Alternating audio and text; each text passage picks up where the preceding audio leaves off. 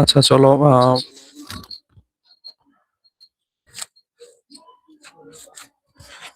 ওকে আচ্ছা চলো আমরা করি শুরু করি, হ্যাঁ। যারা আসবে আসতে থাকুক আস্তে আস্তে, আমরা আমাদের কাজ আগায় নিয়ে যাই। আচ্ছা, দেখো যে জায়গায় আমরা ছিলাম মূলত আমাদের যে বিষয়টা নিয়ে আজকে আলোচনা করতেছিলাম তার ভিতরে যে জায়গায় আমরা ছিলাম, হ্যাঁ, ইভেন নাম্বার অড নাম্বারের যে বিষয়টা, এর এই জায়গায় আমরা যেটা হলো যে টাইপস অফ নাম্বার নিয়ে আলোচনা করলাম বা ফ্যাক্টরস এন্ড মাল্টিপলস নিয়ে আলোচনা করলাম। এখন আমরা যেটা করব ইভেন এন্ড অড নাম্বার নিয়ে আলোচনা করব। ইভেন এন্ড অড নাম্বারের ভিতর যেটা আছে, যে ইভেন নাম্বার কোনগুলো, even number is those number which can be divisible by two. আমরা যখন কোনো নাম্বারকে টু দ্বারা ডিভিজিবল করতে পারবো বা ডিভাইড করতে পারবো, that will be the even number. And হলো যেটা odd number is those number which can not be divisible by two. তুমি যখন কোনো নাম্বারকে টু দ্বারা ডিভাইড করতে পারবে না, সেটাকে আমরা অড নাম্বার বলবো, হ্যাঁ। এখন দেখো ডেসিমালস এন্ড ফ্র্যাকশন যেগুলো আছে, ডেসিমালস কোনগুলা, ডেসিমালস হলো যেগুলাকে আমরা কি করতে পারবো,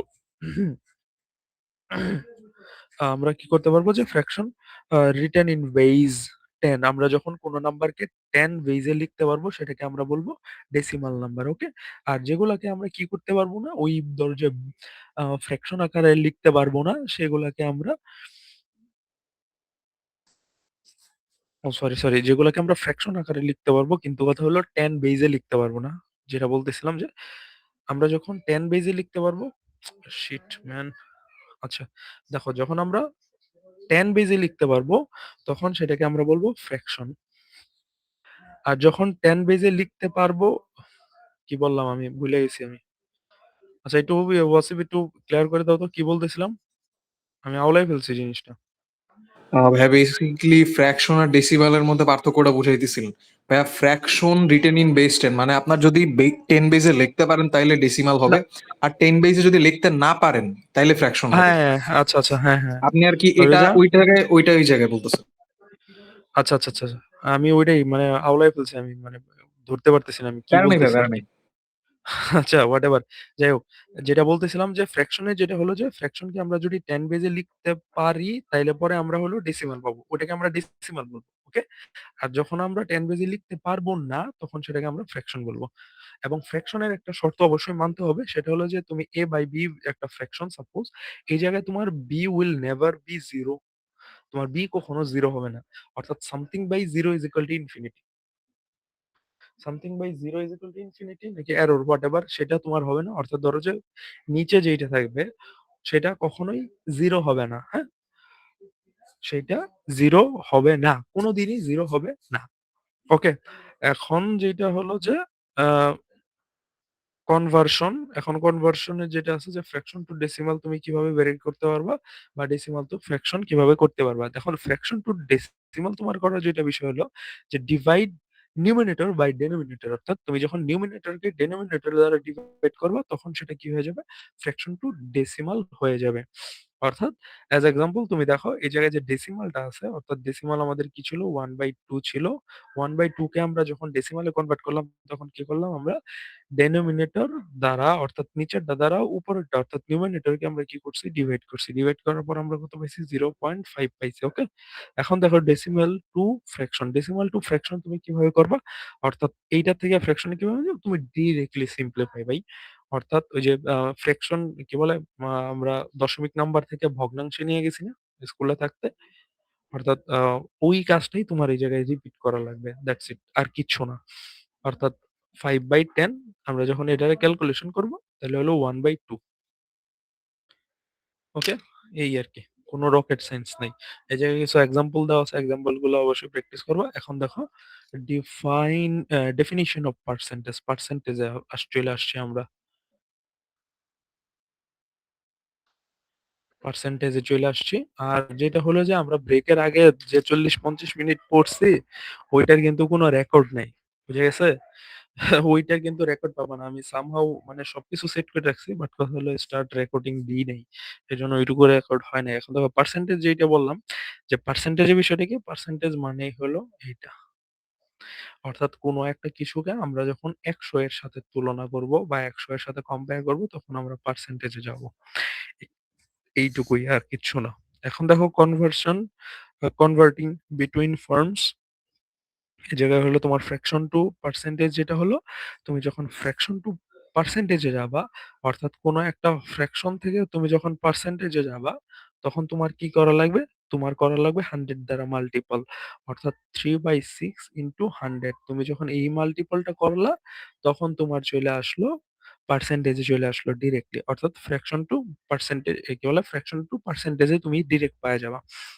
এখন দেখো decimal to percentage decimal to পার্সেন্টেজে নেওয়ার জন্য তোমার কি করা লাগবে সেম কাজ অর্থাৎ যে ডেসিমাল সংখ্যাটা আছে না অর্থাৎ ধরো যে 0.5 যেই ডেসিমাল নাম্বারটা আছে এটার সাথে তুমি 100 মাল্টিপল করবা অর্থাৎ তুমি ফ্র্যাকশন থেকে যাও বা ডেসিমাল থেকে যাও তুমি যেখান থেকে যাও না কেন তোমার কাজ কি হবে মাল্টিপল বাই 100 করা আই হোপ তুমি জিনিসটা বুঝতে পারছো। এরপর দেখো পার্সেন্টেজ টু ডেসিমাল। তুমি পার্সেন্টেজ টু ডেসিমালে কিভাবে যাবা? এই শুধুমাত্র এই ক্ষেত্রে তুমি যখন তুমি যে কোনো কিছু থেকে তোমার ডেস্টিনেশন যদি হয় পার্সেন্টেজ, তোমার আ তোমার ডেস্টিনেশন যদি হয় পার্সেন্টেজ, তাইলে পরে কি হবে? মাল্টিপল বাই 100 হবে। আর যদি তোমার ডেস্টিনেশন হয় পার্সেন্টেজ থেকে বের হয়ে যাওয়া, তার মানে তুমি কি করবা? ডিভাইড করবা। অর্থাৎ পার্সেন্টেজ টু ডেসিমালে তুমি যখন যাবা তখন তোমার কি করা লাগবে ডিভাইড করা লাগবে ডিভাইড বাই 100 করা লাগবে। আই হোপ সো তুমি যে দুটা জিনিস বুঝতে পারছো কিভাবে তুমি পার্সেন্টেজে যাবা এবং কিভাবে পার্সেন্টেজ থেকে বের হয়ে আসবা। এখন দেখো যেটা হলো সেটা হলো আমাদের finding percentage of a number অর্থাৎ একটা পার্সেন্টেজের নাম্বার কিভাবে তুমি বের করবে। পার্সেন্টেজ অফ এ নাম্বার তোমার বের করার জন্য তোমার কি করা লাগবে এই কাজটা করা লাগবে ডিরেক্টলি ফর্মুলা দেখো। এখন আমরা ডিরেক্ট এক্সাম্পল সলিউশন করি। তোমাকে বলা হইলো যে তোমার কোনো একটা নাম্বারে অর্থাৎ x একটা নাম্বার, এই নাম্বারের আমি যদি 20% করি তাইলে কত পাবো? 150 পাবো। আই হোপ সো তুমি জিনিসটা বুঝতে পারছো। যে কোনো একটা নাম্বারের যদি 20% আমার 150 হয় তাইলে পরে এই কোনো একটা নাম্বার যে আছে, কোনো একটা নাম্বার যে আছে এটার ভ্যালু কত? তোমাকে এমন যদি কোয়েশ্চেন বের করতে বলে, দেন তুমি এই ফর্মুলাটা ইউজ করবা। এই ফর্মুলাটা ইউজ করবা কিভাবে? যে এই জায়গায় দেখো, এই জায়গায় আছে পার্সেন্টেজ ডিভাইডেড বাই 100 অর্থাৎ কত আছে? মানে ডিরেক্টলি এই 20% ইনটু নাম্বার ওইটা মাল্টিপল করলেই হবে। অর্থাৎ ধরো যে ডিরেক্টলি করি যে আমরা যদি এটা ইকুয়েশনে ফেলি তাহলে আমাদের কি আসে 20% ইকুয়াল টু হলো 150 তাই না? এখন এটা মানে কি লিখতে পারি? x into 20 by 100 equal to হলো 150 তাইলে পরে হইলো এটা ওই পাশে গেলে কি হবে? ভাগ হবে। ভাগ হবে। ভাগ হইলে পরে কি হবে? এই ফ্র্যাকশনের ভাগ করতে গেলে আমাদের কি করতে হয়? ফ্র্যাকশন উল্টা যায় না? এবং মাল্টিপল হয় না? তার মানে কত? 150 ইনটু 100 ডিভাইডেড বাই হলো 20 কাটো। কাইটা দিলেই হয়ে যাবে। ২ দ্বারা কাটলে ৫। তার মানে এর অ্যান্সার কত আসে?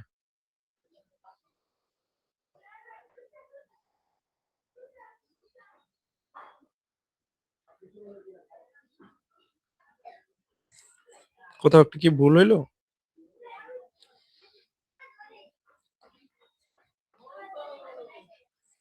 আপাত আপাত দৃষ্টিতে তো ভুল হইছে মনে হইতেছে না। বাট সামহাউ কি কিছু একটা ভুল হইছে না?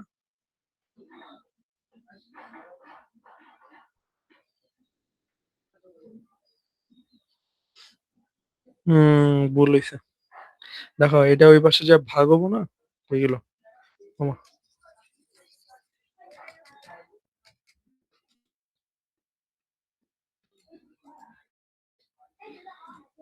আচ্ছা দেখো, এই যে একটা ভুল হইছে। Silly silly mistake. ওকে, প্যারা নাই। দেখো, এই জায়গায় যেটা হলো আমাদের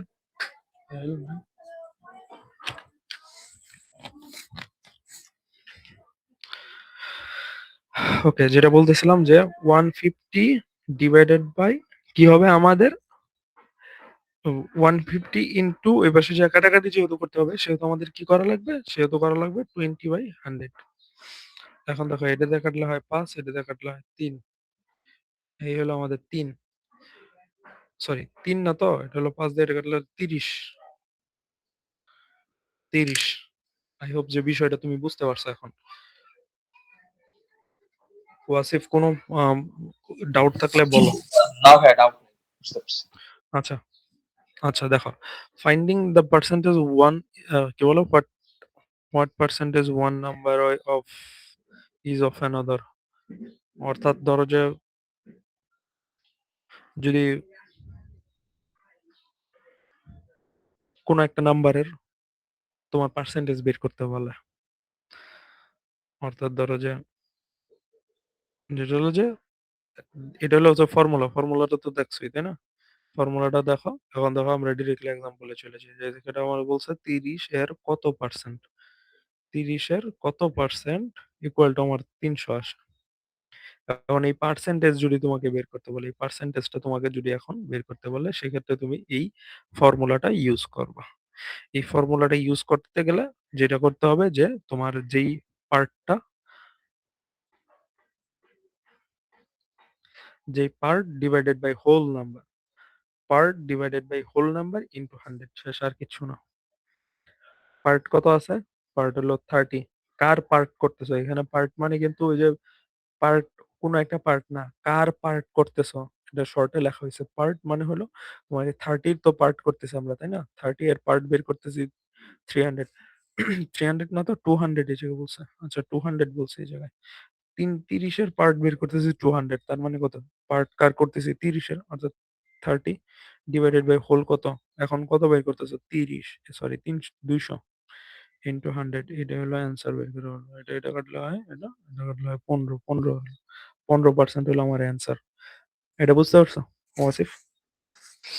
জি ভাইয়া, জি ভাইয়া। আচ্ছা, এখন দেখো increase and decrease of percentage, তোমার যদি কোনো একটা ইনক্রিজ মানে পার্সেন্টেজ ওয়াইজে বাড়ে বা পার্সেন্টেজ ওয়াইজে কমে, যেমন এত পার্সেন্ট বাড়ছে এত পার্সেন্ট কমছে, এই ক্ষেত্রে তুমি কি করবা? এই ক্ষেত্রে তুমি এই ফর্মুলাটা ইউজ করবা। এই ফর্মুলাটা নিউ ভ্যালুতে যেটা আছে যে original value plus percent increase into original value divided by 100। এই তো ভ্যালু গুলো বোঝাবে। অরিজিনাল ভ্যালু মানে কত? দেখো এই জায়গায় দেখো এক্সাম্পল আছে 500 বাই 10%, কি করবে? ইনক্রিজ 500 বাই 10%, তাই না? এই 500 হলো তোমার অরিজিনাল ভ্যালু, এই জায়গায় বসবে 500, পার্সেন্ট ইনক্রিজ অর্থাৎ 10, এই জায়গায় বসবে 10, এই জায়গায় তো 100 আছেই আগের থেকে, আর এখানে অরিজিনাল ভ্যালু মানে হলো 500। ক্যালকুলেশন করো, যা উত্তর আসবে তাই, অর্থাৎ 550 যেটা আমাদের এক্সাম্পল আছে। এখন দেখো যদি ডিক্রিজ হলে কি হবো? সেম ভ্যালু রে, সেম ভ্যালু, এই জায়গায় প্লাস, এই যে প্লাসটা আছে এটা হলো ইনক্রিজ এর ক্ষেত্রে, আর ডিক্রিজ হলো এইটাই কি হবে? এটাই কি হবে? মাইনাস হয়ে যাবে, আর কিচ্ছু না। এই দেখো অরিজিনাল ভ্যালু, পার্সেন্টেজ ডিক্রিজ, আর এটা হলো অরিজিনাল ভ্যালু। জাস্ট এই জায়গায় মাইনাসটা আসছে, এই জায়গায় প্লাসটা, মাল্টিপল তো আগেই আসছিল, এই জায়গায় আলাদা কিছু নাই। ইনক্রিজ হলে প্লাস হইব, ডিক্রিজ হলে মাইনাস হবো। ফর্মুলাগুলা এগুলাই। এখন এখন দেখো যেটা হলো যে finding the original value both না তো বিফোর পার্সেন্টেজ চেঞ্জ, অর্থাৎ তোমার একটা পার্সেন্টেজ চেঞ্জ হওয়ার আগে ওইটার ভ্যালু কত ছিল, তাই না? এই ক্ষেত্রে তোমার কি করা লাগছে? Original value, new value, percentage change. এখন দেখো প্লাস মাইনাস আছে, প্লাস মাইনাস এই জায়গায় দেওয়ার কারণটা হলো যে তোমার এই জায়গায় যদি বাড়ে, পার্সেন্টেজটা যদি তোমার বাড়ে, তাইলে পরে তোমার কি করা লাগবে? এই জায়গায় যোগ করা লাগবে। আর যদি কমে তাহলে মাইনাস করা লাগবে। এই এর জন্য এই জায়গায় আমরা ডিরেক্টলি প্লাস মাইনাস বসাই দিছি। এখন দেখো অরিজিনাল ভ্যালু কোনটা, যেমন এজ এক্সাম্পল এই জায়গায় বলা আছে after 20% increase price become 120, find the original price. Original price বের করতে বলছে। 120 কখন হয়েছে? বাড়ার পরে হয়েছে, অর্থাৎ ইনক্রিজ হওয়ার পরে কত হয়েছে? 20% বাড়ার পরে 120 হয়েছে। 120 হলো আমাদের নিউ ভ্যালু। নিউ ভ্যালুতে আমরা 120 বসাবো, আর পার্সেন্টেজ চেঞ্জ যেটা আছে সেটা হলো 20 ডিভাইডেড বাই 100, যেহেতু বাড়ছে ইনক্রিজ হয়েছে বাই 1। এখন দেখো ক্যালকুলেশন করে যে উত্তরটা পাবা সেটাই হলো তোমার কত টাকা বাড়ছে। কত টাকা, সরি অরিজিনাল ভ্যালু ছিল 100 টাকার একটা প্রোডাক্টে, আমার 20% বৃদ্ধি হওয়ার ফলে আমার কত আসছে? নতুন ভ্যালু 120 আসছে। আই হোপ যে বিষয়টা বুঝতে পারছো। এরপরে দেখো সাকসেসিভ পার্সেন্টেজ চেঞ্জ, অর্থাৎ কি পরিমাণ পার্সেন্টেজ চেঞ্জ হয়, তাই না? Final value equal to original value into first percentage আর হলো সেকেন্ড পার্সেন্টেজ।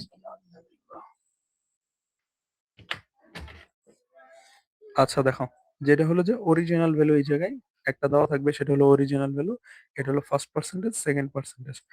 এখন দেখো কোনো একটা, এটা এই অঙ্কটা তুমি কখন করবে, 7 নম্বর যে সাকসেসিভ পার্সেন্টেজ, এটা কখন বের করবা? ধরো যে একটা প্রোডাক্ট তুমি একটা দামে কিনছো, আবার সেই প্রোডাক্টটা আরেকটা দামে বিক্রি করছো। এমন ক্ষেত্রে, বা ধরো যে কোনো একটা প্রোডাক্টের দাম এক সময় ছিল একটা, তারপরে যায় সেটা হয়েছে আরেকটা। এখন এই ক্ষেত্রে তুমি প্রথম ক্ষেত্রে তুমি কতটা লাভ করতা, বা দ্বিতীয় ক্ষেত্রে কতটা লস হতো? বা ধরো যে কোনো একটা প্রোডাক্টের দাম বাইরে আবার কমছে, তাও এগুলো সব হচ্ছে পার্সেন্টেজে, বুঝে গেছে? এই ধরনের অঙ্ক যদি আসে তাহলে পরে তোমার এই ফর্মুলাটা ইউজ হবে। যেমন এই জায়গায় বলছে 10% প্রথমে কি হয়েছে, বাড়ছে, আবার কিছু 20% কমছে। ওকে, দেখো অরিজিনাল ভ্যালু প্রথমে 10% বাড়ছে, লেখলা 10, দ্বিতীয়বার 10% কমছে, লেখলা 20। এখন প্লাস মাইনাস আছে, যখন বাড়বে প্লাস হবে, যখন কমবে মাইনাস হবে।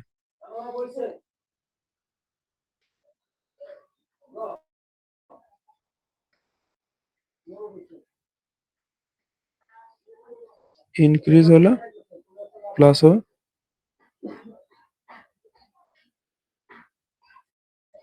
ডিক্রিজ হলে মাইনাস হবে। বুঝা গেছে? এই দুইটা খালি একটু মাথায় রেখো, রেখে শীট গুলা দেখলেই আই হোপ সো সব ক্লিয়ার হয়ে যাবে ভাই, একদম ইজি। আমাদের শীটে যা আছে, যে শীট গুলা দিব, এর বাইরে আর কিচ্ছু লাগবে না। পার্সেন্টেজ পয়েন্ট ভার্সেস হলো পার্সেন্টেজ চেঞ্জ। পার্সেন্টেজ পয়েন্ট যেগুলো আছে এবং পার্সেন্টেজ চেঞ্জ এর ভিতর ডিফারেন্সটা কি? পার্সেন্টেজ পয়েন্ট বলতে কি বোঝায়?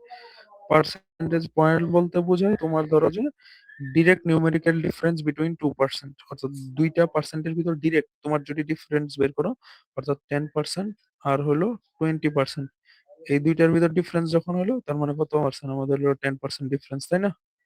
এটা হলো তোমার ধরো যে পার্সেন্টেজ পয়েন্ট। আর ধরো যে পার্সেন্টেজ চেঞ্জ কত পার্সেন্ট হয়, যেমন ধরো যে কোনো একটা জিনিসের দাম ধরো যে 10% থেকে 20% হয়েছে, তাহলে পরে কত পার্সেন্ট বাড়ছে?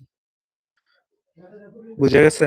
আগে ছিল 10%, এখন হয়েছে 20%, তাইলে পরে হইলো কত? টোটাল টোটাল কত পার্সেন্ট বৃদ্ধি পাইল? এই ধরনের চেঞ্জ যদি বের করতে বলো তাহলে হলো পার্সেন্টেজ চেঞ্জ, আর ওটা হলো তো পার্সেন্টেজ পয়েন্ট। বুঝে গেছে? এই তো ছিল মোটামুটি পার্সেন্টেজ থেকে আসা কোশ্চেনের ক্যাটাগরি। ওই জায়গায় এক্সাম্পল আছে, কিছু এক্সাম্পল গুলো করবা। তারপরে দেখো কস্ট প্রাইস। কস্ট প্রাইজের ক্ষেত্রে কি হয় আমাদের? কস্ট প্রাইজের ক্ষেত্রে আমাদের যেটা হয় যে প্রাইস উইজেস। আচ্ছা ঠিক আছে, একটু হোল্ড করো।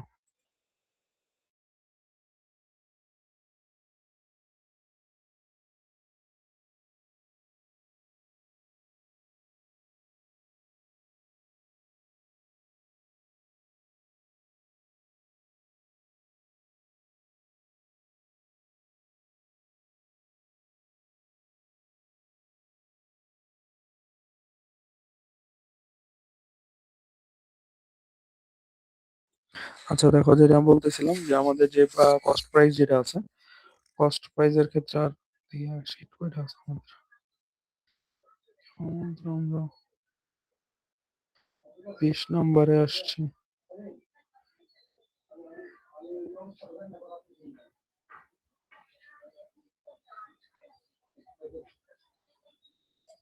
আই হোপ সো যে আজকে যদি যতদূর পারবো ততদূরই। দেখো কস্ট প্রাইস কি? The price which is article is purchase, অর্থাৎ তুমি যে টাকা দিয়ে কিনবা সেটা হলো তোমার কস্ট প্রাইস। অর্থাৎ তুমি দোকানে যা যদি 10 টাকার জিনিস কেনো, 10 টাকা হলো তোমার কস্ট প্রাইস। আর সেলিং প্রাইস হলো তুমি যে টাকায় বিক্রি করবে, অর্থাৎ তুমি ধর যে 8 টাকার একটা প্রোডাক্ট কিনছো এবং তুমি যে আসলে এটা 10 টাকায় সেল করছো, এই যে 10 টাকায় তুমি সেল করলো, এটা হলো তোমার সেলিং প্রাইস। আর এটা হলো তোমার কস্ট প্রাইস। কস্ট প্রাইসের পরে যে টাকায় তুমি সেল করবে সেটা হলো সেলিং প্রাইস। এখন দেখো প্রফিটটা কি? তুমি যখন সেলিং প্রাইস থেকে তুমি যদি কস্ট প্রাইস কম করতে পারো, হ্যাঁ, সেলিং প্রাইস থেকে কস্ট প্রাইস কম করতে পারলে সেটা হলো তোমার প্রফিট। এবং এটা তুমি যখন পার্সেন্টেজে কনভার্ট করবে সেটা হলো পার্সেন্টেজ প্রফিট। লস কি, তুমি যখন কস্ট প্রাইস থেকে সেলিং প্রাইস কম করতে পারো নাই, অর্থাৎ বেশি টাকায় কিনা কম টাকায় সেল করছো, তখন সেটা হলো লস। এখন এইটারে যখন তুমি পার্সেন্টে কনভার্ট করো তখন চলে হলো লস পার্সেন্টেজ। আর দেখো সেলিং প্রাইস ফর্মুলা যেটা আছে, এই জায়গায় কিছু সেলিং প্রাইস ফর্মুলা দেওয়া আছে, অর্থাৎ SP equal to CP plus profit এবং SP equal to CP into one plus profit percentage. এইগুলো হলো তোমার ধরো যে ডিরেক্টলি পার্সেন্ট কি বলো, তুমি কত টাকায় সেলিং প্রাইস ফর্মুলা। অর্থাৎ তুমি ধরো যে একটা জিনিস কিনছো, অর্থাৎ কস্ট প্রাইস তোমার এত টাকা, তুমি এত টাকা প্রফিট করছো, এত টাকা প্রফিট করছো। এই যে এখন তোমার এই দুইটা জিনিস দেওয়া থাকলে তোমাকে যদি সেলিং প্রাইস বের করতে বলো তাহলে পরে তুমি এই ফর্মুলা ইউজ করবা। এবং যদি পার্সেন্টে প্রফিটটা যদি তোমার ডিরেক্টলি পার্সেন্টে দেওয়া থাকে, প্রফিটটা যদি পার্সেন্টে দেওয়া থাকে তাহলে ২ নম্বর ফর্মুলাটা ইউজ করবা। এখন দেখো cost profit formula. Cost profit formula কি, when the profit is given, যখন তোমার প্রফিট দেওয়া থাকবে এবং সেলিং প্রাইস দেওয়া আছে, প্রফিট দেওয়া আছে, সেলিং প্রাইস দেওয়া আছে, হ্যাঁ, এখন তোমার কস্ট প্রাইস বের করতে বলছে, প্রফিট দেওয়া আছে আর সেলিং প্রাইস দেওয়া আছে, সেলিং প্রাইস, তাহলে পরে এই ১ নম্বর ফর্মুলা ইউজ করবা। তাও প্রফিট থাকতে হবে কিসে, পার্সেন্টেজে, খেয়াল রাখবা প্রফিট থাকতে হবে পার্সেন্টেজে। আর লস কখন কিভাবে বের করবা, লস বের করার জন্য এইটা বের করবা পার্সেন্টেজে দেওয়া থাকবে। আই হোপ সো তুমি ৬ নম্বরের বিষয়টা বুঝতে পারছো। এখন দেখো ডিসকাউন্ট কখন হয়, যেমন তুমি দোকানে গেছো, একটা জিনিসের দাম ছিল, তুমি আগের দিন দেখে আসছো ১৫০ টাকা, আজকে যা দেখলা তোমার ওই জিনিসটার দাম হলো ১২০ টাকা। তার মানে কি ৩০ টাকা লেস হয়েছে, তাই না? এই যে ৩০ টাকা লেস হয়েছে, এটা হলো তোমার ধরো যে পার্সেন্টেজে যখন কনভার্ট করবো তখন বলতে পারবে ডিসকাউন্ট, যে একটা জিনিসের ১৫০ টাকার জিনিসের উপরে এত টাকা ডিসকাউন্ট দিয়ে জিনিসটার দাম ১২০ টাকা হয়েছে। এই যে যে X% ডিসকাউন্ট দিল, এই ডিসকাউন্টের ভ্যালুটা যখন তোমাকে বের করতে বলবে, discount equal to market price minus selling price, যেটা তোমাকে আগে বললাম যে মার্কেট প্রাইস আছে ১৫০ টাকা কিন্তু সেল করতেছে ১২০ টাকা করে। তাহলে পরে তুমি ডিসকাউন্ট বের করলা যে ৩০ টাকা সে ডিসকাউন্ট দিছে। এখন এই ডিসকাউন্টটাকে তুমি কি করতেছো, পার্সেন্টেজে কনভার্ট করতেছো, তখন এই ফর্মুলাটা ইউজ করবা। এখন দেখো মার্কেট প্রাইস কি, মার্কেট প্রাইস কি, মার্কেট প্রাইসটা হলো যে তুমি যেই টাকা ডিসকাউন্টটা, সরি, মার্কেট প্রাইসটা কি, মার্কেট প্রাইসটা হলো directly related to selling price and discount price. Market price is always related to selling price and discount price. যেমন তুমি যখন সেলিং প্রাইসটা বের করবা, selling price equal to market price minus discount price, discount price. এখন ধরো market price ধরো যে দেওয়া আছে ১৫০ টাকা, এখন ডিসকাউন্ট প্রাইস আছে আমার ৩০ টাকা, তার মানে সেলিং প্রাইস কত, ১২০ টাকা। এই জিনিসটাই, আর কিচ্ছু না। এখন এই তো ছিল তোমার মোটামুটি বিষয়, এর বাইরে আর কিছু নাই আমাদের প্রাইজের ক্ষেত্রে। আমরা এখন ধরো যে এদিকে তাকা,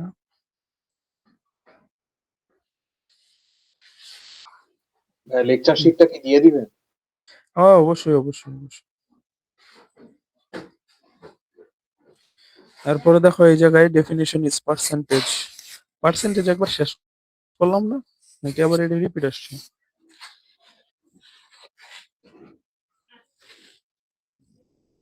ইয়া ওয়াসিফ, ওয়াসিফ আমরা কি পার্সেন্টেজ আগে একবার শেষ করছি না?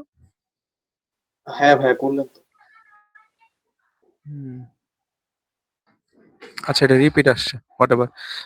ইন্টারেস্টেও, আচ্ছা ইন্টারেস্টের ক্ষেত্রে দেখো ইন্টারেস্টে কি, ইন্টারেস্ট হলো তোমার ধরো যে সুদ, হ্যাঁ, সুদের জিনিসটা তো বলছো, মুনাফা বা মুনাফা। ইন্টারেস্ট, যখন ইন্টারেস্টে বেসিক্যালি কি, interest is the, interest is the extra amount paid for borrowing money or earn for investing money. অর্থাৎ তুমি কোনো জায়গায় একটা টাকা ইনভেস্ট করছো, ইনভেস্ট করার পরে সে প্রফিট হয়েছে, এখন তোমাকে যদি এক্সট্রা টাকা দেয় সেটা হলো ইন্টারেস্ট। আবার তুমি ব্যাংকে টাকা দিছো, এখন তোমাকে কিছু এক্সট্রা টাকা দিতেছে, এটা হলো ইন্টারেস্ট। আর প্রিন্সিপালটা কি, প্রিন্সিপাল হলো তুমি যেই টাকাটা জমা দিছো সেটা হলো প্রিন্সিপাল বা আসল। রেট অফ ইন্টারেস্টটা কি? যে কত পার্সেন্ট হারে তোমাকে এই সুদটা দিতেছে সেটা হলো রেট অফ ইন্টারেস্ট। আর টাইম মানে তো বুঝো কত সময়ের জন্য জমা রাখতেছো সেটা। টাইপস অফ ইন্টারেস্ট এর ভিতরে একটা আছে সিম্পল ইন্টারেস্ট, একটা হলো কম্পাউন্ড ইন্টারেস্ট। সিম্পল ইন্টারেস্ট কোনটা? সেটা হলো সরল মুনাফা। ওকে? আর কম্পাউন্ড ইন্টারেস্ট কোনটা? কম্পাউন্ড ইন্টারেস্টটা হলো তোমার এটা হলো চক্রবৃদ্ধি মুনাফা। অর্থাৎ সরল মুনাফা কোনটা? যে তুমি যদি ব্যাংকে ৳১০০ রাখো 10% হারে তোমাকে সরল মুনাফা যদি দেওয়া হয় সবসময় কি করা হবে? ৳১০০ র উপরেই কাউন্ট করা হবে। অর্থাৎ আজকে হইলো ৳১১০, ৳১০০ র উপর ৳১০ অর্থাৎ প্রত্যেক মাসে তুমি ৳১০ করে যোগ করবা। অর্থাৎ ১ম মাসে ১১০ হবে, তারপরের মাসে ১২০ হবে, এরকম ভাবে বাড়তে থাকবে। ওকে? আর যদি কম্পাউন্ড ফর্মুলা হয় তাহলে পরে তোমার কি হবে? যেমন ৳১০০ তুমি যদি রাখো, যদি বলা হয় 10% কম্পাউন্ড এ দেওয়া হবে, তাইলে পরে তোমার কি হবে? ১ম মাসে সুদ নিয়া হইলো ৳১১০, দ্বিতীয় মাসে যায়া সেটা এই ৳১১০ র উপরেই 10% কাউন্ট করা হবে। অর্থাৎ দ্বিতীয় মাসে ৳১২০ না হয়ে হবে কত? দ্বিতীয় মাসে ৳১২০ না হয়ে হবে কত? ৳১২১ হবে। বোঝা গেছে? চক্রবৃদ্ধি মুনাফা বা কম্পাউন্ড মুনাফা এবং সিম্পল ইন্টারেস্ট এর ভিতর ডিফারেন্সটা বুঝা গেছে তো? এখন দেখো ফর্মুলাতে কি বলা হইছে? ফর্মুলাতে বলা হইছে সিম্পল ইন্টারেস্ট এর ক্ষেত্রে অর্থাৎ simple interest equal to PRI, sorry PRT, অর্থাৎ প্রিন্সিপাল রেট আর হলো টাইম, পিআরটি, পিআরটি। এটা হলো আমার সিম্পল ইন্টারেস্ট এর ক্ষেত্রে ফর্মুলা। আর কম্পাউন্ড এর ক্ষেত্রে কি হবে? P into 1 plus R by N whole to the power টি।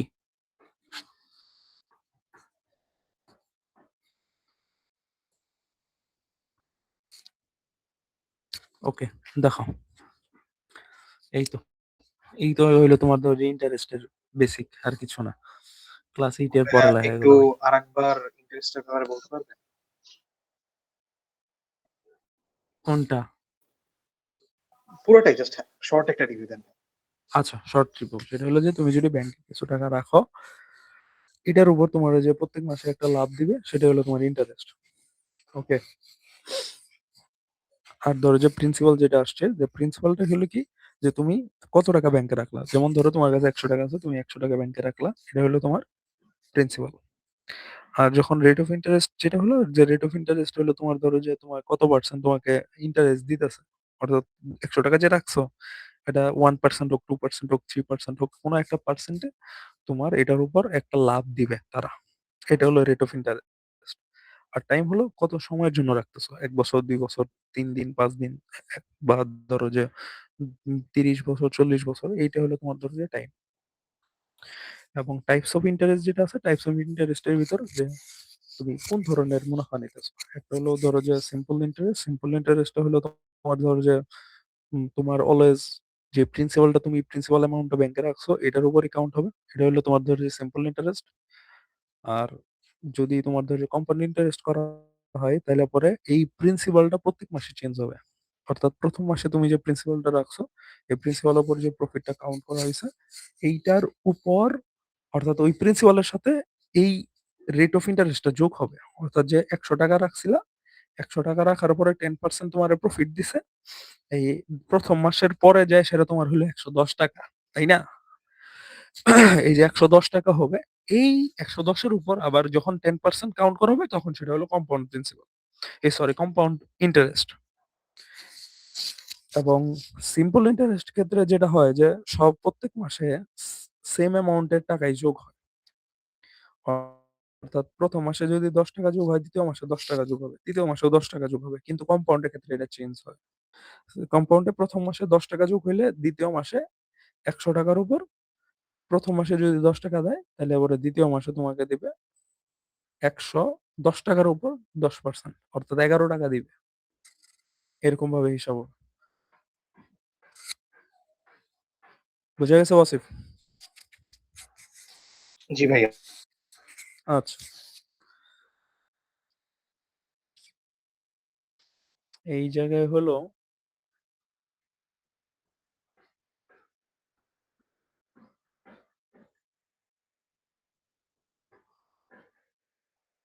আচ্ছা, এই জায়গায় প্রপোরশন আসছে। প্রপোরশন কি আছে সিলেবাসে?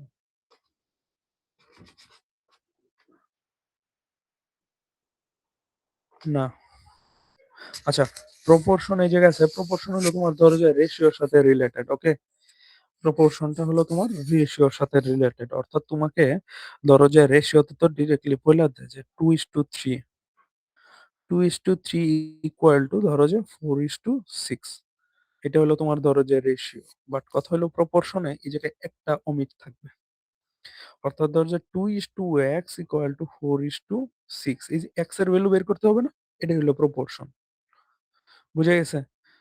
আর রেশিওর ক্ষেত্রে যেটা হয়, এই ক্যালকুলেশন করতে গেলে তোমার ফ্র্যাকশনে কনভার্ট করে নেওয়া লাগবে, অর্থাৎ আগেরটা আমাদের নিউমারেটরে যাবে, পরেরটা আমাদের ডেনোমিনেটরে যাবে, অর্থাৎ 2/x ইকুয়াল টু 4/6। ওকে, আর গুণন করো, ক্রস ক্রস মাল্টিপ্লিকেশন করো, ক্রস মাল্টিপ্লিকেশন করলে হয় x ইন্টু 4x আসে, আর এদিক দিয়ে আসে তোমার হলো 12। এতক্ষণে কে আসলো?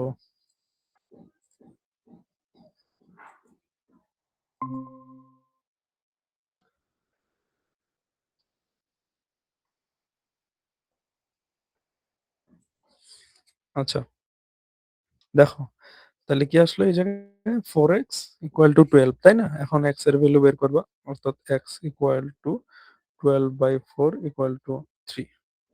এই x এর ভ্যালু বের করো, এটা হলো তোমার ধরো যে প্রপোর্শনের কাজ। মানে প্রপোর্শন তোমার বিভিন্ন ভাবে তোমার ধরো যে সলভ করতে পারো। এই জায়গায় ওই রুলস গুলাই দেখানো হয়েছে জাস্ট।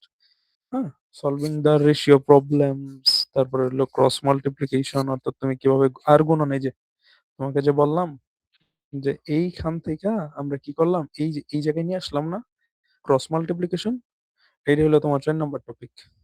সলভিং দ্য প্রবলেম, এই যে পুরোটা করলাম, এটা হলো সলভিং দ্য রেশিও প্রবলেম। এগুলাই ভাই এক অঙ্কেই সব সমাধান।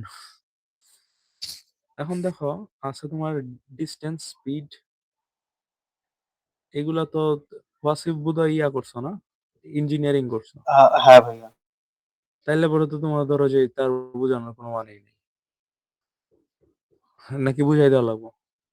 ভাইয়া সমস্যা নেই, স্পিড ডিস্টেন্স এটা আমার প্রবলেম হবে না। আর এমনিতে তো লেকচার শিটে ফর্মুলা গুলো আছেই, হুম।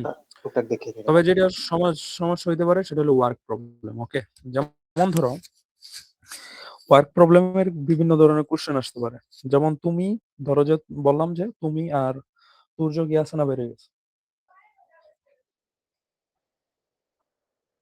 সূর্য ক্লাসে আসো?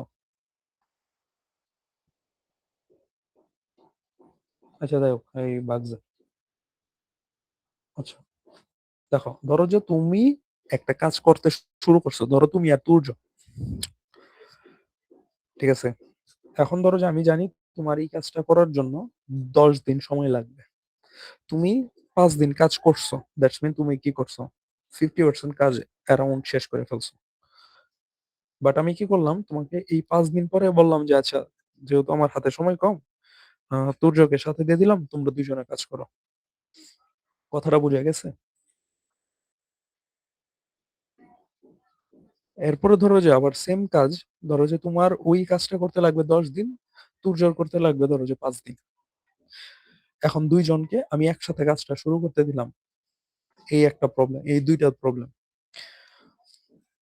এখন ধরো যে আবার আহ, একটা কাজ তোমার করতে লাগবে 10 দিন, ওর করতে লাগবে 5 দিন। এখন তোমাকে কি করলাম, আমি 5 দিন আগে কাজ দিলাম, 5 দিন পরে যাই সেটা আমি তুর্যরে বললাম কাজ শুরু করো।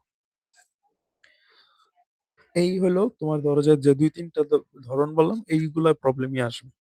এই প্রবলেম গুলো সলভ করার জন্য তোমার ধরো যে এই জায়গায় ওয়ার্ক রেট বের করা লাগবে।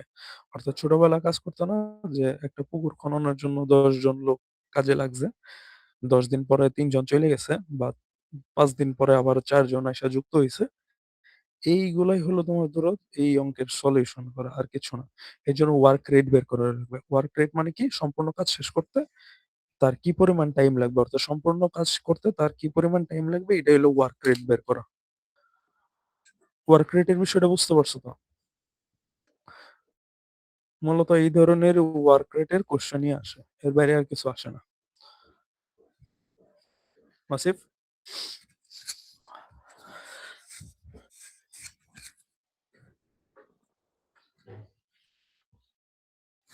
ক্লিয়ার কিনা?